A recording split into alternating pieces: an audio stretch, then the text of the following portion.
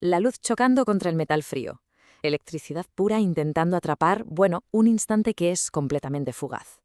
Mucho antes de que habláramos de píxeles, de alta definición o de esas pantallas planas que hoy dominan nuestros salones, todo empezó de una forma mucho más cruda.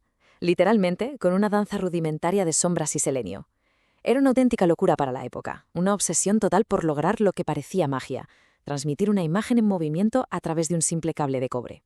Viajemos un momento a 1873.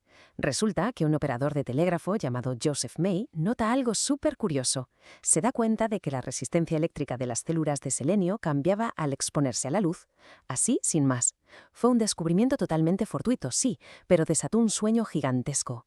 Esa necesidad tan humana que tenemos de conectarnos, de acortar distancias, acababa de encontrar su semilla. Claro que al principio todo esto era pura fuerza bruta. Entramos de lleno en la era del sueño electromecánico. Imaginemos grasa, hierro fundido, el ruido ensordecedor de los motores. Pioneros como Paul Nipkow y John Logie construyendo máquinas verdaderamente pesadas. Usaban unos discos perforados en espiral que giraban a velocidades de vértigo para escanear una imagen y fragmentarla en pequeños destellos. Pero a ver, se toparon de bruces con la realidad. Los límites de la ingeniería mecánica eran implacables. La física imponía una barrera brutal. Era imposible hacer que un disco girara lo suficientemente rápido para conseguir una nitidez decente. 30, solo 30. Ese era el número exacto de líneas de resolución que alcanzaban esos primeros sistemas. Para que nos hagamos una idea, el resultado era una imagen que no paraba de parpadear, en un rectángulo oscuro y vertical. Apenas daba el detalle justo para poder intuir un rostro humano. Era, no sé, como intentar mirar a un fantasma a través de una persiana a medio abrir. Y grabar en aquel entonces era toda una odisea. Imaginemos un estudio que era básicamente una caja negra en oscuridad absoluta. Y de repente, un haz de luz cegador lo corta todo. Era el famoso escáner de punto luminoso.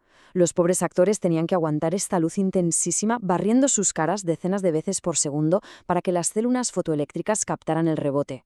Hubo quien intentó grabar a los políticos en la calle a plena luz del día, pero qué va. El exceso de sol sobrecargaba los equipos y dejaba las imágenes planas, sin información visual. La oscuridad era totalmente obligatoria. Hacía falta un salto monumental. Había que olvidarse de esas piezas móviles que tanto limitaban. Y llegamos a 1931. El físico Vladimir Zworykin da en el clavo y patenta el iconoscopio. Fue la victoria definitiva de los electrones sobre el límite mecánico. Nace el tubo de rayos catódicos, un cilindro de vidrio al vacío donde un haz de electrones podía bailar libremente, sin la más mínima fricción.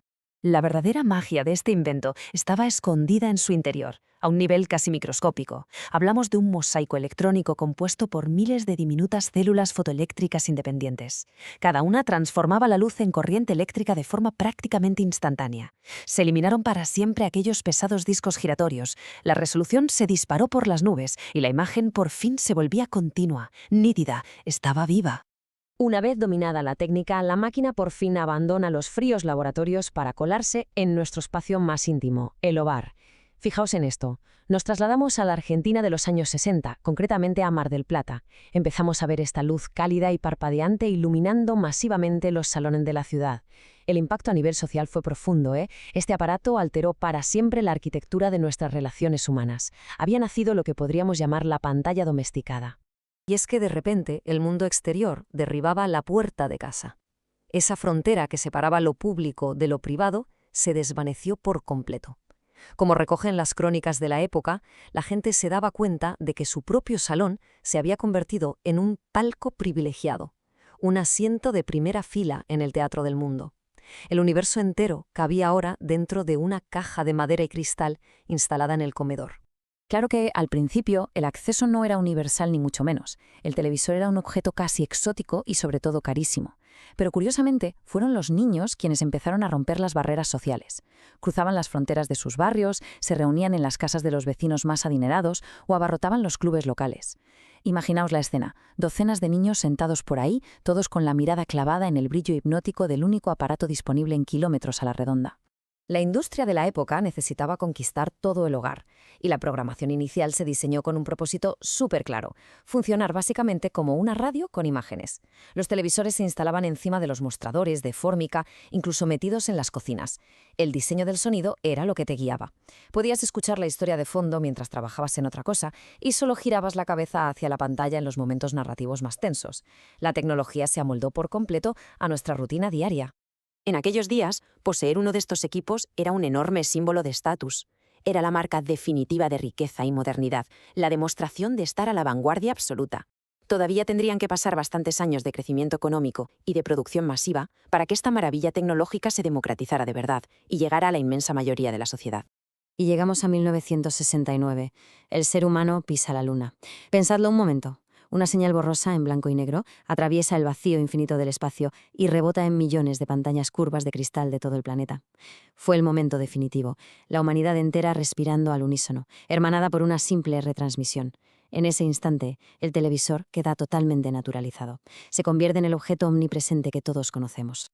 Eso sí, a pesar de lo familiares que nos resultaban, la máquina en sí escondía una realidad física bastante imponente.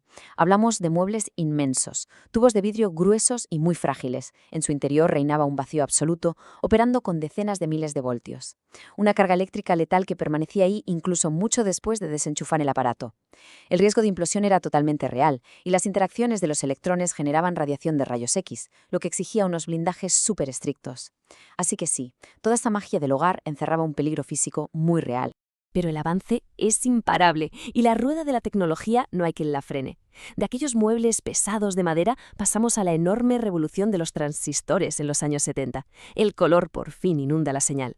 Las válvulas pasan a la historia, el formato se estiliza a pasos agigantados y en apenas un parpadeo histórico aterrizamos en los paneles ultraplanos del siglo XXI.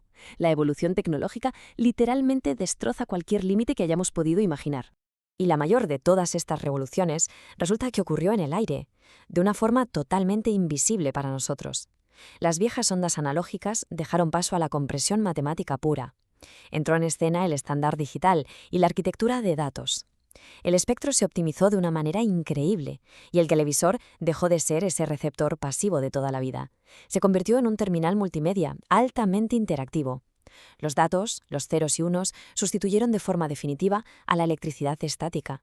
A día de hoy, el tubo de rayos catódicos yace acumulando polvo en los museos. Su lugar lo han ocupado estas láminas que son casi infinitamente planas, capaces de mostrar miles de millones de colores vibrantes. Hablamos de tecnologías que imitan la intensidad de la luz solar, con una precisión que asusta. Muy atrás se quedaron ya las chispas, el selenio y los pesados engranajes que hacían ruido. Aquel sueño antiguo por fin ha encontrado su cima digital. Y cuando apagamos la pantalla, lo único que queda es un cristal oscuro, una especie de espejo que nos devuelve el silencio. El mundo entero vive ahora, de forma ininterrumpida en nuestro salón, pero la verdad es que también viaja constantemente con nosotros en el bolsillo. Esa frontera entre lo privado y lo público ha desaparecido por completo. Y ahí nos queda la pequeña luz roja, parpadeando suavemente en la oscuridad. Atenta, esperando a la siguiente conexión. Todo esto nos hace plantearnos qué nueva pantalla revelará el día de mañana.